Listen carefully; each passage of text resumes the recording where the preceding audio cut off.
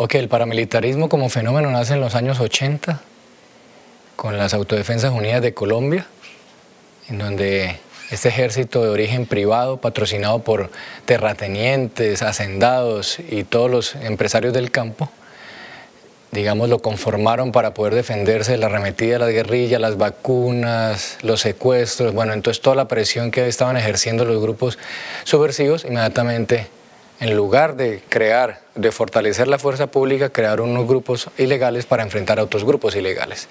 Ese es el origen del paramilitarismo en los años 80. Ya luego ese fenómeno fue creciendo, ya dejó de ser un fenómeno estrictamente militar para convertirse en un fenómeno político, social, económico y obviamente cultural, porque los valores que traía estos grupos paramilitares se fueron afianzando en la sociedad civil.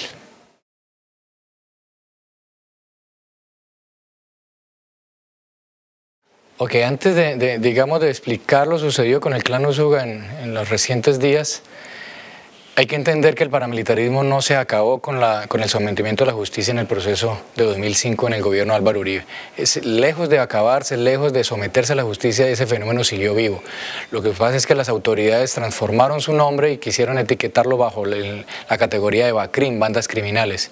Pero no hay tal, el fenómeno sigue en pie. Las estructuras se desmovilizaron, pero no se reinsertaron a la vida civil. Es decir, esas quedaron allí y se transformaron y se reagruparon.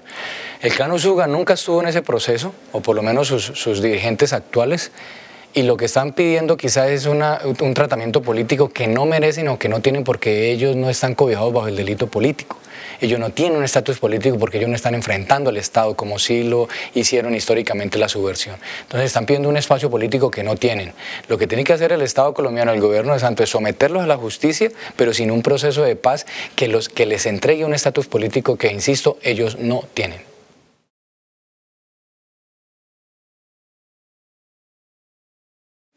Ellos provienen, el clan Usuga provienen de unas estructuras paramilitares que no se desmovilizaban en 2005, operan en todo lo que es el Urabá antioqueño y el Urabá chocoano, y ahí realizan actividades de narcotráfico y delincuencia y limpieza social. Es decir, insisto, no son un grupo político. Si están pidiendo el reconocimiento del gobierno Santos, a medida en que avanzan los procesos paralelos del ELN y FARC, pidiendo un espacio político, ese espacio político no se les puede entregar porque ellos, repito, no tienen estatus político. Simplemente son narcotraficantes y obviamente trabajan bajo orientaciones, por ejemplo, de ganaderos, de gente del campo, para someter a aquellos grupos al margen de la ley que vayan naciendo, o quizás grupos de las guerrillas que no se logren desmovilizar en estos procesos de paz de La Habana y Ecuador.